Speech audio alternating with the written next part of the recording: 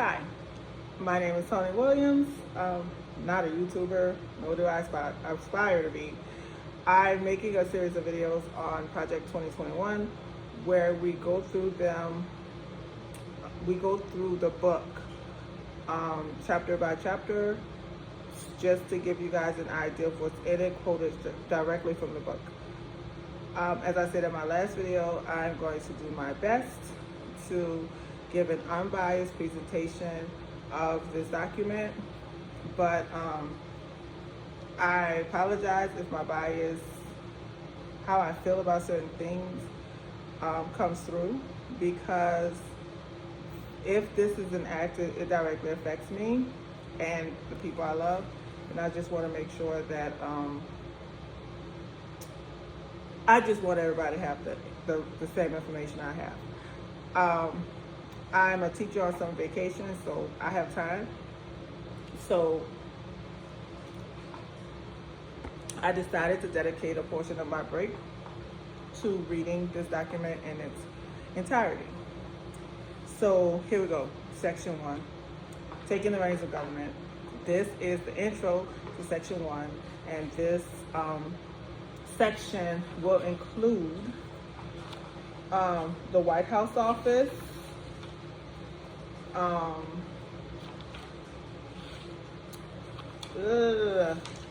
it starts with the White House and it goes down through the executive office of the president.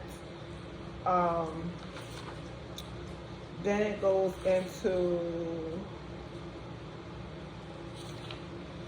make sure I get it right,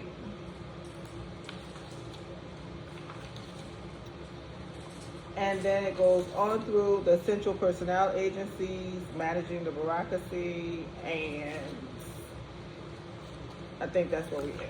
Okay, so it'll talk about the Office of the President, the White House, and the different agencies in section 1. I'm gonna try to do this as fast as I can. I will stop at around 30 minutes, and then we'll see where we are at that point. All right, so this is the intro. And they talk about the bicentennial and how we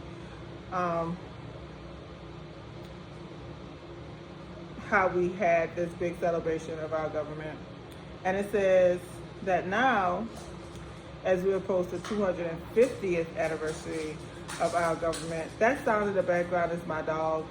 She's gonna be living her life. This is her world, we just live in it. So just pardon the noise. America is now divided between two opposing forces: woke revolutionaries and those who believe in the ideas of the American Revolution. The former believe that America is and always has been systematically racist, and that it is not worth celebrating and must be fundamentally transformed, largely through the centralized administrative state. The latter believes in America's history and heroes, its principles and promise, and in everyday Americans and the American way of life. They believe in the Constitution and the Republican government. Conservatives, the Americanists in this battle, must fight for the soul of America. So they talk about how we need to hold on to our American ideals, the ideals that were given to us by our founding fathers. So they talk about what we're going to see in the next few chapters, and so I won't go over that because we're going to go through them in the next few chapters. But it says that many of the laws and regulations that have been put in place have been put there with many of these laws and regulations governing a largely underworked, overcompensated, and unaccountable federal civilian workforce are so irrational that they would be comical in a less important context. This is true whether it comes to evaluating employees' performance or hiring new employees. Only in the federal government could an applicant in the hiring process be sent to the front of the line because of a history of drug addiction or alcoholism, or due to morbid obesity or irritable bowel syndrome or a psychotic disorder. The next administration should insist that the federal government's hiring, evaluation, retention, and compensation practices benefit taxpayers rather than benefiting the lowest rung of the federal workforce. The other thing, they go on to say that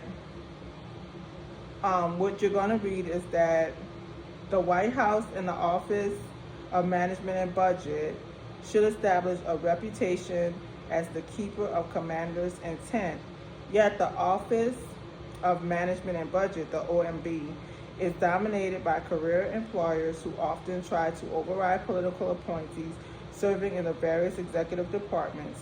Empowering political appointees across the administration is crucial to presidential success. So it goes on to say, above all, the president and those who serve under him or her must be committed to the Constitution and rule of law. It is crucial that all three branches of the federal government respect what Madison called the double security of our liberties, the separation of powers among the three branches, and the separation of powers between federal government and the states. Political appointees who are unanswerable to the president have the decision-making authority in the executive branch are key to essential tasks. The next administration should not cede such authority to nonpartisan experts who pursue their own ends while engaging in groupthink, insulated from American voters. The following chapters detail how the next administration can be responsive to the American people, not to entrenched elites, how it can take care that all the laws are faithfully executed, not merely those that the president desires to see executed, and how it can achieve results and not be stymied by unelected bureaucracy. So, I don't know who wrote that intro, but the White House office is written by Rick Dearborn, and he gives an intro about the American presidency and how it looks in media and books and studies, but he wants to explain what it's going to look like under Project 2025. So he says, beginning with George Washington, every president has been supported by some form of White House office consisting of direct staff officers as well as a cabinet comprised of department and agency heads. Since the inauguration administration of the 18th century, citizens have chosen to devote both their time and their talent to defending and strengthening our nation by serving at the pleasure of the president. Their shared patriotic endeavor has proven to be a noble one, not least because the jobs in what is now known as the White House office, the WHO, are among the most demanding of all governments. The president must rely on the men and women appointed to the White House office, and there simply are not enough hours in a day to manage the affairs of state single-handedly. So now we're going to talk about the people who are actually in the office, in the White House office, and what their responsibilities are and what they will be under Project 2025. Okay, so the first job we're going to talk about is Chief of Staff. As with most positions that will be covered in this first chapter, the Chief of Staff is also an assistant to the president. However, the chief is truly first among equals. Of all the presidential staff members, the chief is the most critical to implementation of the president's vision for the country. The chief also has a dual role as manager of the staffs of both the White House office and the executive office of the president, the EOP. The Chief of Staff's first managerial task is to establish an organizational chart for the White House office. It should be simple and contain clear lines of authority and responsibility to avoid conflicts. It should also identify specific points of contact for each element of the government outside of the White House. These contacts should include the White House liaisons, who are selected by the Office of Presidential Personnel, the PPO. Receiving guidance from the President, the Chief endeavors to implement the President's agenda by setting priorities for the White House office. This process begins by taking stock of the President's campaign promises, identifying current and prospective opportunities, and then delegating policy priorities among the departments and agencies of the Cabinet and throughout the White House policy councils, which include the National Economic Council, the Domestic Policy Council, and the National Security Council. The President is briefed on all his policy priorities by his Cabinet and senior staff as directed by the Chief. The Chief maps out the issues and themes that will be covered daily and weekly. The Chief then works with the policy councils, the Cabinet, and the Office of Communications and the Office of Legislative Affairs, OLA, to sequence and execute the rollout of policies and announcements. The White House counsel and senior advisors and senior counselors are also intimately involved.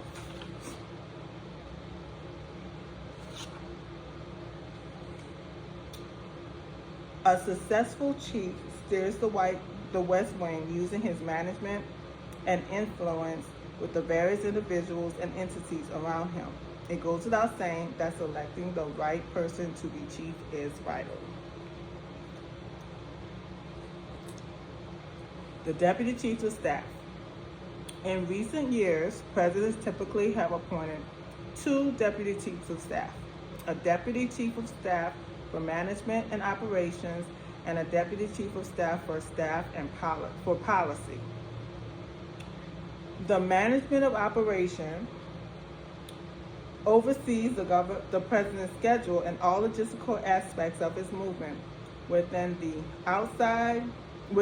outside the White House. For example, both air travel on Air Force One and Marine One, and ground transportation. This deputy also interfaces directly with the Secret Service as well as the military offices tasked with keeping the President and his family safe. In the past, this deputy also worked with the NSC, the Secretary of Defense, the Secretary of State, and the intelligence community on advancing all foreign trips.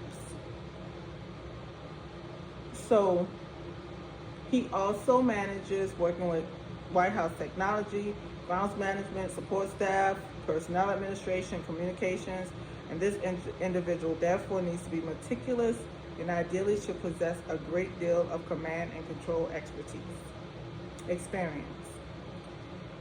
The Chief of Staff of Policy.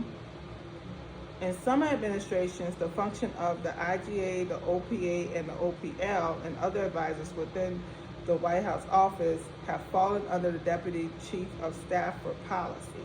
For conservatives, this arrangement could help to connect the White House office outreach to political and external groups and to be a strong conduit for state and local elected officials, state party organizations, and both grass-top and grassroots groups. This deputy chief works directly with the Chief of Staff, cabinet officers, and all 3 policy councils to support the development and implementation of the President's agenda. This deputy chief should therefore have impressive policy credentials in the realms of economic, domestic, and social affairs. Senior advisors.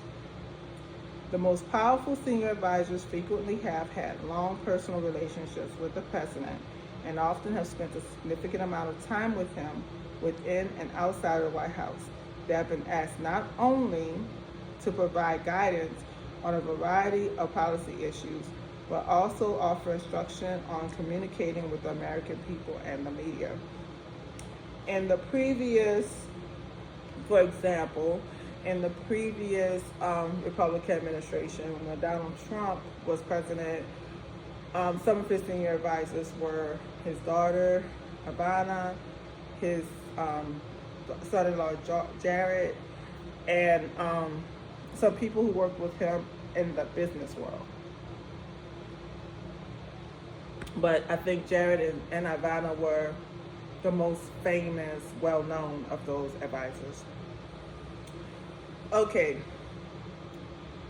To ensure that senior advisors are effective, their portfolios must be clearly delineated and clearly communicated across the White House.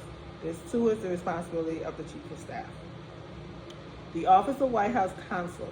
The Office of White House Counsel provides legal guidance to the President and elements of the EOP and a host of issues, including presidential powers and privileges, ethics, compliance, review of clemency applications, and judicial nominations.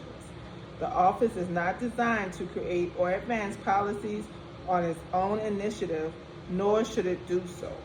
Rather, it is dedicated to guiding the President and his reports on how, within the bounds of law, to pursue and realize the President's agenda.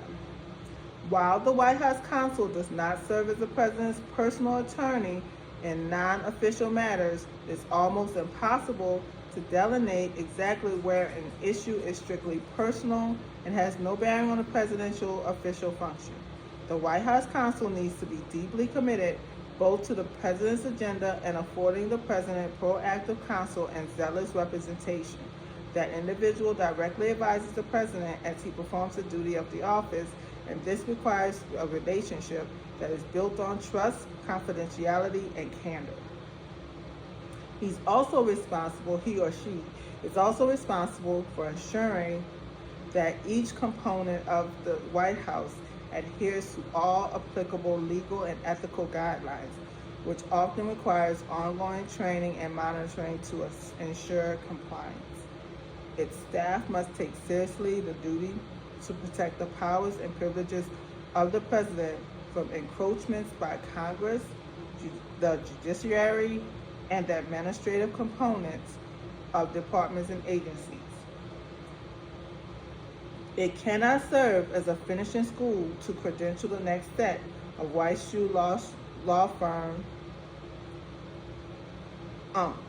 Let me go back a little bit.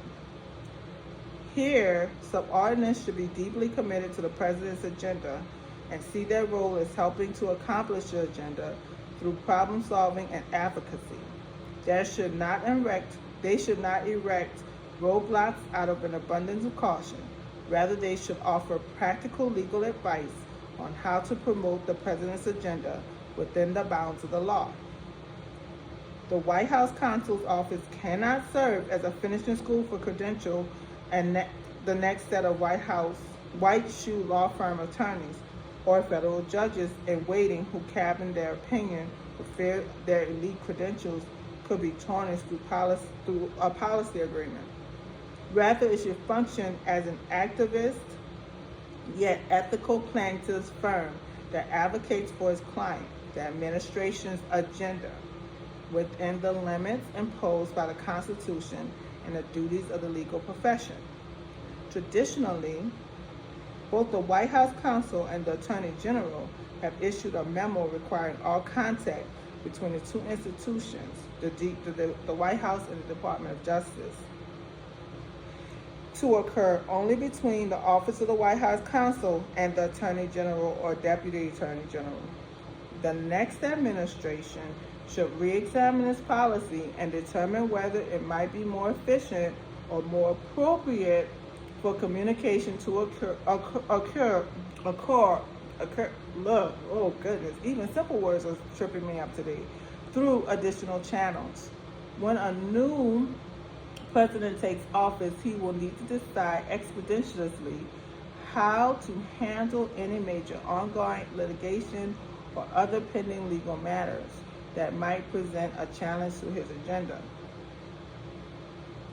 He should do a review, and this review will usually require consulting with the new political leadership at the Justice Department, including during the transition period.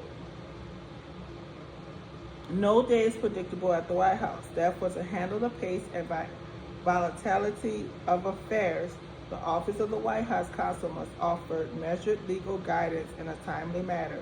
This often means foregoing law review style memos and about esoteric legal concepts and instead quickly providing high-level yet incisive guidance.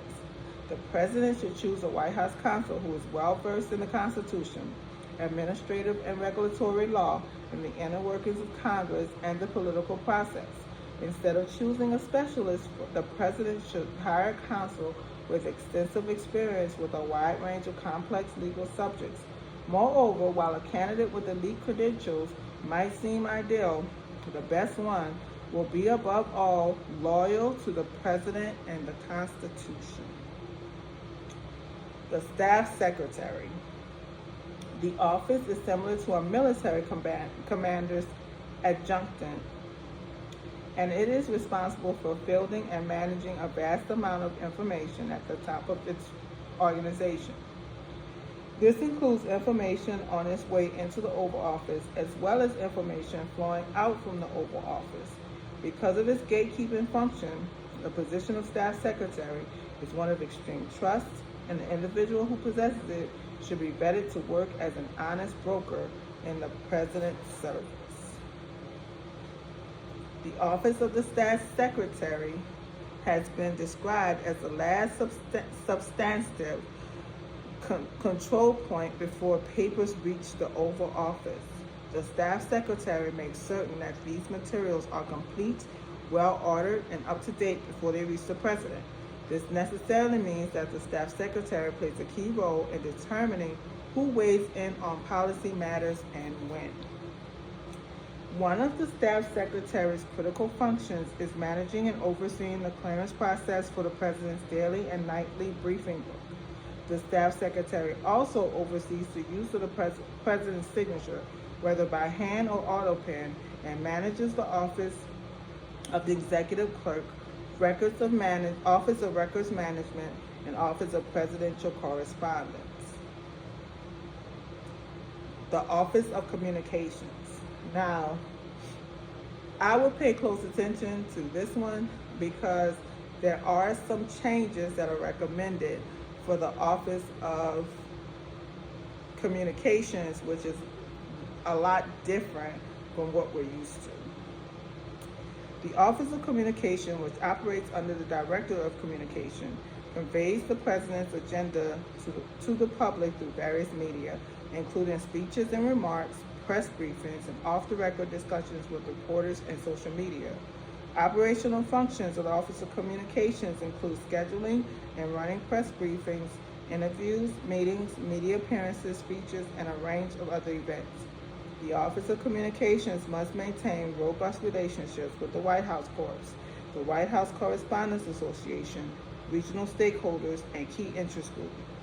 No legal entitlement exists for the provision of permanent space for media in the White House campus, and the next administration should re-examine the balance between media demands and space constraints on the White House premises. The Communications Director and the Press Secretary in particular should be careful to avoid contradicting the President or delivering conflicting information. The speechwriting team is a critical component of the communications team. The speechwriting team is a unique talent. The writer selected must understand policy, should have a firm grasp of history and other liberal arts disciplines, and should be able to learn and adapt the President's style of rhetoric and mode of delivery.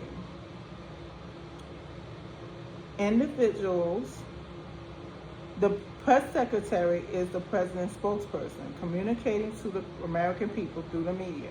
The Press Secretary engages with the White House Press Corps, formally through press briefings and informally through impromptu gaggles and meetings. Individuals who serve in this role must be quick on their feet, which means, when appropriate, deftly refuting and rebutting correspondents' questions and comments. The Communications Director must convey the President's mission to the American people. Especially for conservatives, this means navigating the mainstream media to ensure the President's agenda is conveyed effectively and accurately. The communications director must be politically savvy and very aware of ongoing activities of the other White House offices. The new administration should examine the nature of the relationship between itself and the White House Correspondents Association and consider whether an alternative coordinating body might be more suitable.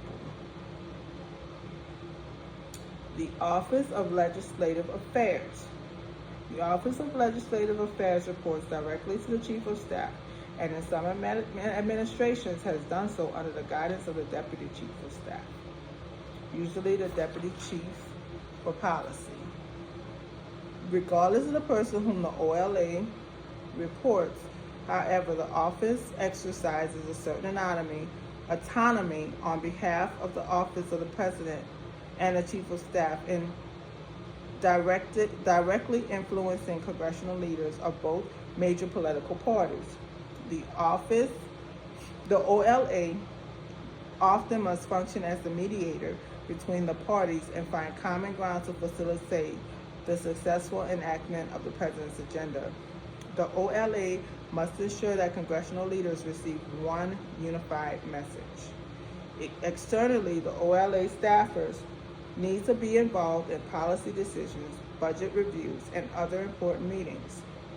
Externally, OLA staffers have to communicate continuously with congressional offices of both parties and both the White House and the Senate to ensure that the President has enough support to enact his legislative priorities and sustain votes. The OLA staffers must therefore be skilled in both politics and policy. Furthermore, the President should seek out individuals who can advance his agenda and at the same time forge pathways with members of the opposing political party on other priorities. The Office of Presidential Personnel. Most importantly, the OLA must function as a well-oiled machine, precisely synced. The President cannot afford to have a tennis player on, much less as the leader of his football team.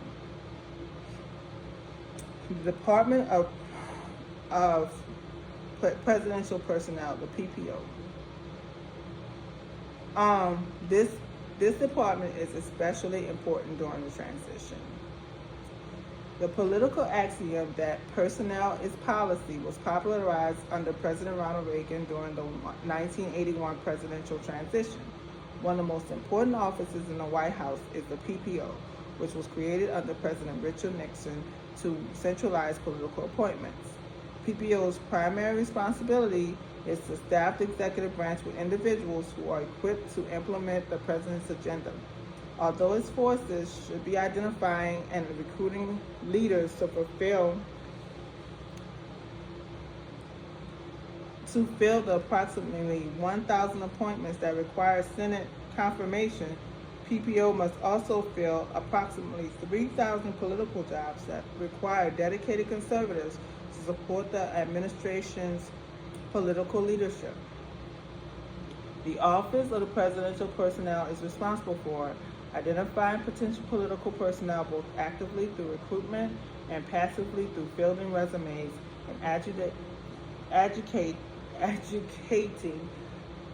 requests from political actors, vetting potential political personnel by conducting political background checks, and reviewing any clearance and fitness assessments by departments and agencies, making recommendations to the President and to other appointment authorities on behalf of the President, identifying programmatic political workforce needs early and developing plans. For example, Schedule F. We'll talk about Schedule F later. Maintaining a strong relationship with the Office of Personnel Management, the OPM, both for operational purposes and to effectuate the President's direct Title V authorities. The President is in charge of the federal workforce and exercises control principally by working through the Director of the Office of Personnel Management, training and connecting political personnel, playing bad cop in the way that other White House offices cannot, including serving as the office that takes direct responsibility for firings and hirings, and serving as personnel link between conservative organizations and the executive branch. So At the highest level, the PPO is tasked with long-term strategic workforce development.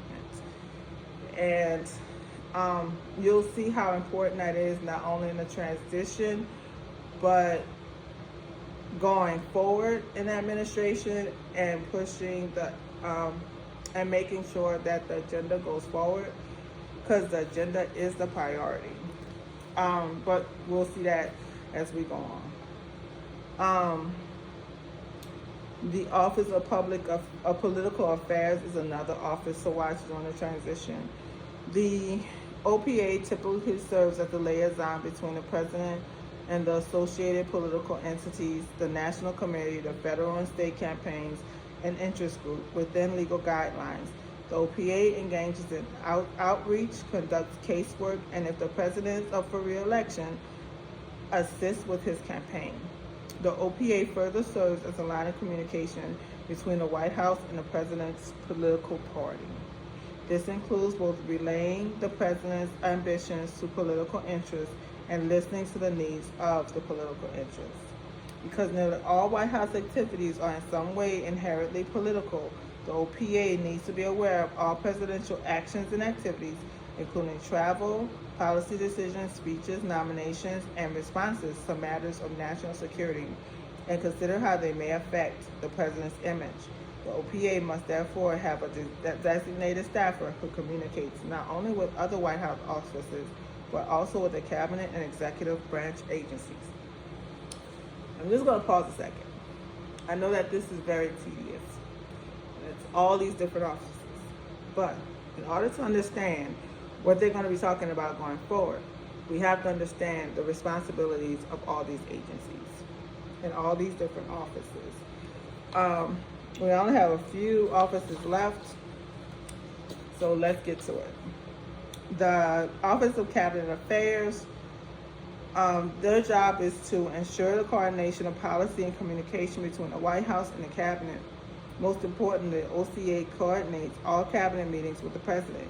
It should also organize and administer regular meetings of the deputy secretaries because they also typically serve vital roles in the departments and agencies, and further often become acting secretaries when cabinet members resign.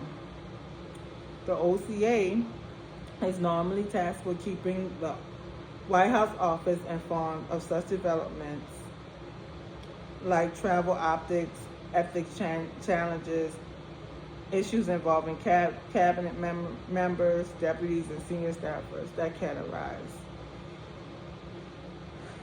And they provide support if necessary. The Office of the Public Liaison basically works with the president's agenda, and since the president's agenda is always in motion, it is important for the OPL to facilitate listening sessions to receive the views of the various leaders and members of key interest groups. The OPL is the chief White House enforcer and gatekeeper among these various interest groups. It has operated best whenever the chief of staff has given it permission to use both proverbial carrot and proverbial stick. To make this work, communications with the chief's office is vital. Additionally, the OPL has an outsized role in presidential scheduling and both official and political travel. The next one is the Department of Intergovernmental Affairs. The IGA connects the White House to state, county, local, and tribal governments. In other words, it is the one-stop shop for dismantling an administrator's agenda in all federal government entities. The director must ensure that the White House remains connected to all non-federal government entities. The IGA can be staffed in a variety of ways, but two arrangements are most common. Each deputy and that deputy staffers are responsible for a type of government, or a group of staffers is responsible for a specific geographical region of the country. White House Policy Council includes the policy coordination. The primary role of the Policy Council is to coordinate the development of the administration policy. This frequently includes developing significant legislative priorities coordinating policy decisions that impact multiple departments and agencies, and at times coordinating policy decisions within a single department or agency. Policy advice. By virtue of working in the White House, the heads of the three policy councils will also function as independent policy advisors to the president. This aspect of the role will vary depending on the individual and position and the president's government philosophy. The policy councils also manage and mediate the implementation of previous policy decisions. We're almost there, y'all. We're almost there. The above, the process,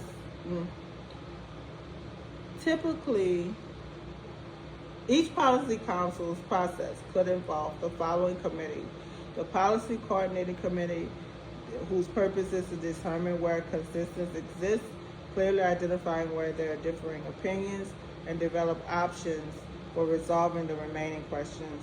The Deputy's Commitment is a DC is a meeting of presidentially appointed executive chaired by the Policy Council's duty assistant to the President and relevant Deputy Secretaries. It evaluates the options produced by the PCC and frequently directs the PCC to add, expand, or evaluate an option, or even to reach a compromise and resolve an issue at that level. The Principals Committee, when questions are not resolved by DC, the Director of the Policy Council will chair a PC, which is attended by the relevant Cabinet Secretaries and senior White House political staff. This is the final opportunity for the President's most senior advisors to discuss the question, make sure that each principal's position is carefully understood, and see whether consensus or compromise can be reached. If not, the Chief of Staff will schedule a time for the PC to meet with the President for a final decision. While other chapters will cover specific policy goals for each department or agency, incoming policy councils will need to move rapidly to lead policy processes around cross-cutting agency topics, including countering China, enforcing immigration laws, reversing regulatory policies in order to promote energy promotion, combating the left's aggressive attacks on life and religious liberty, and confronting wokeism throughout the federal government. So now we have the domestic, our last view. The Domestic Policy Council consists of advisors to the President on non-economic domestic policy issues, as well as international issues with a significant domestic component, such as immigration. It is one of the primary policy councils serving the President along with the NSC and the NEC. In addition to the DPC, SAPs should demonstrate a working knowledge of the rulemaking process, although they need not necessarily be experts on regulation, because a working knowledge of the rulemaking process will facilitate the DPC's effectiveness in coordinating administration policy. To this end, the director should chair a standing meeting with the principals from each of the other EOP offices to enhance coordination from within the White House. The president should establish an economic opportunity working group chaired with the DPC director to coordinate the development of policies that promote economic opportunity. Another important area is the promotion of healthcare reform to bring down costs for the American people and the pressure that spending on health programs puts on the federal budgets. The office of the vice president. Once elected, the vice president helps to promote and in many instances put into place the executive and execute the president's agenda. The president may additionally determine the inclusion of OVP staff in White House meetings, including Policy Coordinating Committee, Deputies Committee, and the Principals Committee discussions, as has been done in various recent administrations. The First Lady and the First Gentleman, active and interested spouses, often champion a select number of signature issues, whether they be thorny social issues or deeper policy issues. One advantage to the first spouse taking on hot-button social issues is that any political backlash will be less than it would be for the president. Executed well, they can be strategically useful in accelerating the administration's agenda. The past East Wing incentives have focused on such issues as combating bullying, fighting drug abuse, promoting literacy, and encouraging physical education for young adults and children. So that's the end of the first chapter. It's a lot, and I realize it's a lot, but we are halfway done. And so the next chapter will be about the executive office of the President of the United States. But if you want to read this in detail, and I'm going chapter by chapter because the chapters build on each other, and in order to understand what's going on in the next chapter, you have to understand the jobs and responsibilities of the people in this chapter. So I know it's tedious, I know it's long, and I know it's a lot of mumbo jumbo, a lot of offices, a lot of letters, but bear with me. We're gonna get through this because as responsible voters, we need to know if an administration has a detailed outline of what to expect from their administration. It's our responsibility as citizens and voters to have a knowledge, not based on what we've gotten from mainstream media, but what we can get from the source itself. So I just have a policy of whenever I can go to the source, I go to the source. So, but if you want to go straight to the source, as I said before,